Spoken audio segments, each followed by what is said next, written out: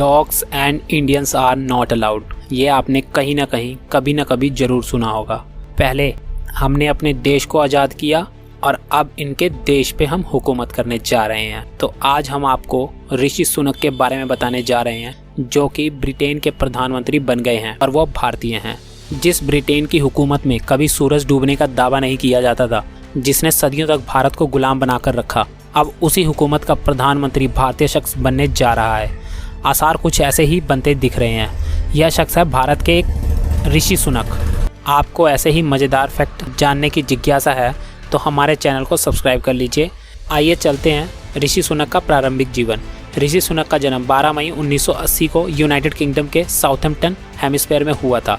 इनके पूर्वज पंजाब से थे, लेकिन इनके दादाजी पहले पंजाब से ईस्ट अफ्रीका में बसे। केनिया में इनके पिताजी यशवीर का जन्म हुआ। फिर 1960 में वे यूनाइटेड किंगडम में बस गए। ऋषि के पिताजी का नाम यशवीर सुनक था, जो कि पेशे से एक डॉक्टर थे। ऋषि की माताजी उषा सुनक का जन्म भी तंजानिया में हुआ था। वह एक फार्मासिस्ट थी, वहीं पर एक लोकल फार्मेसी चलाती थी। ऋषि सुनक को यहाँ तक पहुँचने में काफ़ी स्ट्रगल करना पड़ा। उनका कहना है कि एक समय वो अपनी माँ की छोटी सी दुकान पर काम किया करते थे। इनके माता पिता ने ऋषि की शिक्षा व कैरियर को लेकर काफ़ी स्ट्रगल किया। ऋषि को फुटबॉल खेलना बहुत पसंद था।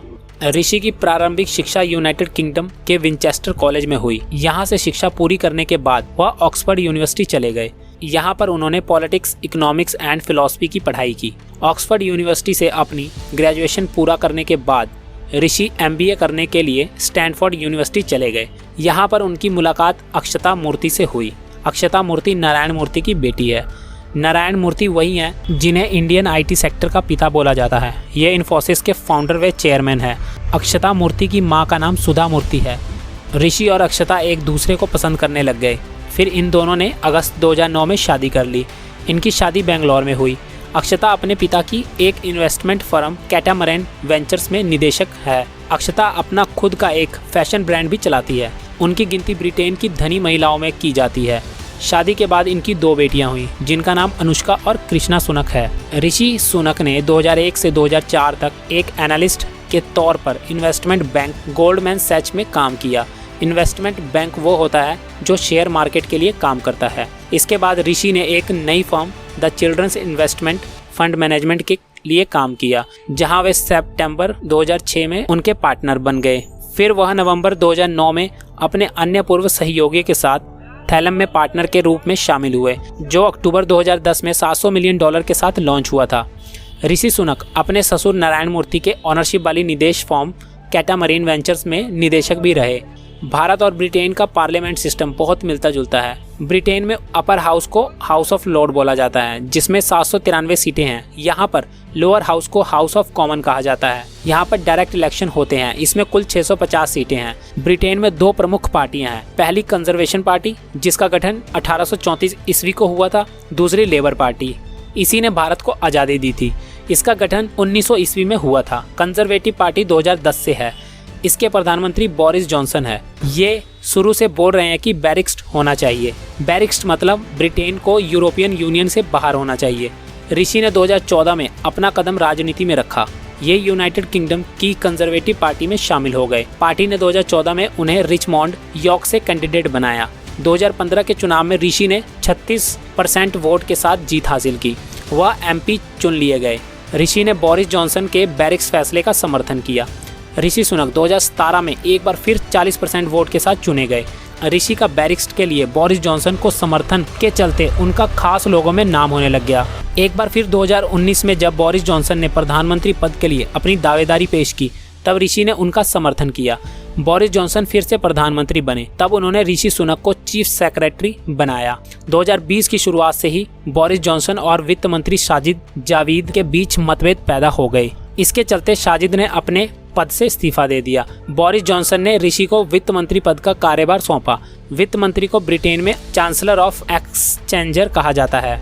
इस तरह प्रधानमंत्री बोरिस के बाद देश के आर्थिक मामलों की जिम्मेदारी चांसलर की होती है, जिसे ऋषि सुनक ने बाखूबी निभाया। ऋषि ने चांसलर बनने के बाद एक बजट पेश किया।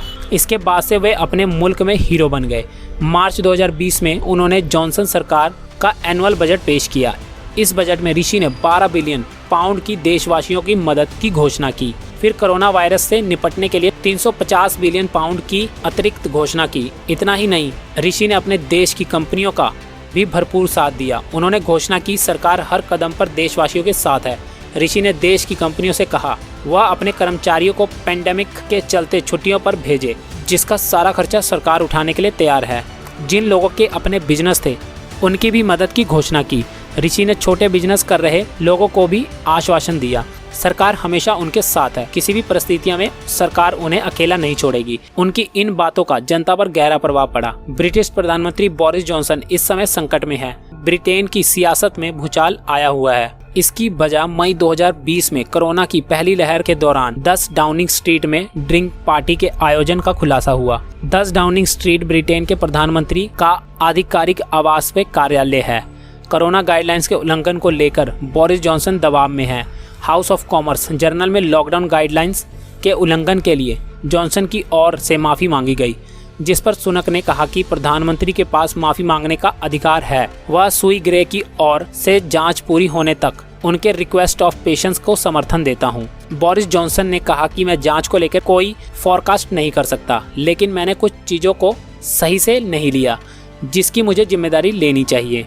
200 साल तक जिन अंग्रेजों ने भारत पर राज किया, अब उन्हीं अंग्रेजों के देश का अगला प्रधानमंत्री भारतीय बनने जा रहा है। ब्रिटेन की सट्टा कंपनी बेटफेयर की मानी जाए तो अगर बोरिस जॉनसन इस्तीफा देते हैं तो ऋषि सुनक प्रधानमंत्री की दौड़ में सबसे आगे हैं। ब्रिटेन के प्रधानमंत्री के बाद वित्त मंत्री को दूसरा सबसे अहम शख्स माना जाता है। जॉनसन को विपक्षी पार्टियों से भारी विरोध के साथ अपनी पार्टियों के सहयोगियों से भी पर्याप्त समर्थन नहीं मिल रहा है। विपक्ष पार्टियों से लेबर पार्टी, लिबरल डेमोक्रेट्स और स्कॉटिश नेशनल पार्टी ने जॉनसन से इस्तीफा की मांग की है। सट्टा कंपनी बेटफेयर के मुताबिक अगर जॉनसन 10 डाउनिंग स्ट्रीट को छोड़ते हैं तो ऐसे स्थिति में ऋषि सुनक 15/8 के भाव के साथ सट्टा बाजार में पहले नंबर पर चल रहे हैं। हाल ही में ब्रिटेन में किए गए गवर्नमेंट के सर्वे में 46% लोगों ने माना है कि सुनक जॉनसन से बेहतर प्रधानमंत्री साबित हो सकते हैं। लोगों ने कहा है कि यदि सुनक प्रधानमंत्री बनते हैं तो मई 2024 में होने वाले आम चुनाव में कंजर्वेटिव पार्टी को ज़्यादा सीटें मिल सकती है। जिस ब्रिटेन ने भारत पर राज किया वही आज एक भारतवासी ब्रिटेन पर राज करने जा रहा है। ऋषि सुनक पहले भारतीय मूल के और सबसे युवा प्रधानमंत्री बनने जा रहे हैं। भारतीय मूल और भारत के लोगों के लिए यह दिवाली का सबसे बड़ा तोहफा मिला है। ब्रिटेन में 1 साल के अंदर तीसरे प्रधानमंत्री शपथ लेने जा रहे हैं। इससे पहले बोरिस जॉनसन के इस्तीफा के बाद ऋषि सुनक को लीज ट्रॉस से हारने का सामना करना पड़ा। लीज ट्रॉस मात्र 48 दिनों के लिए प्रधानमंत्री रही। प्रधानमंत्री लीज ट्रॉस के इस्तीफा के बाद बोरिस जॉनसन, पेनी मॉर्डेंट और ऋषि सुनक के नाम सामने आए थे।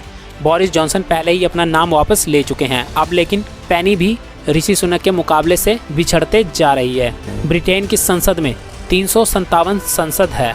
चुनाव के नए नियम के अनुसार प्रधानमंत्री बनने के लिए 100 से ज़्यादा सांसदों का समर्थन होना जरूरी है। एक रिपोर्ट के मुताबिक सुनक को 155 सांसद सपोर्ट कर रहे हैं, वहीं पेनी को सिर्फ 30 सांसदों का ही समर्थन हासिल हो पाया, जबकि उन्होंने 90 सांसदों के समर्थन का दावा किया। दिवाली के तोहफे के तौर पर आखिरी मोहर ऋषि सुनक के नाम पर लगी। इस तरह उन्हें ब्रिटेन का प्रधानमंत्री चुन लिया गया। अब 28 अक्टूबर 2022 को ऋषि सुनक ब्रिटेन के नए प्रधानमंत्री के रूप में शपथ लेंगे। इसके बाद 29 अक्टूबर को नई कैबिनेट का गठन होगा। तो दोस्तों, हम ऐसे फैक्ट आपके लिए लाते रहेंगे, तो जल्दी से चैनल को सब्सक्राइब कर लीजिए और बेल नोटिफिकेशन भी ऑन कर लीजिए कि हमेशा ऐसे फैक्ट आपको मिलते रहें, और लाइक शेयर करना ना भूलें। धन्यवाद।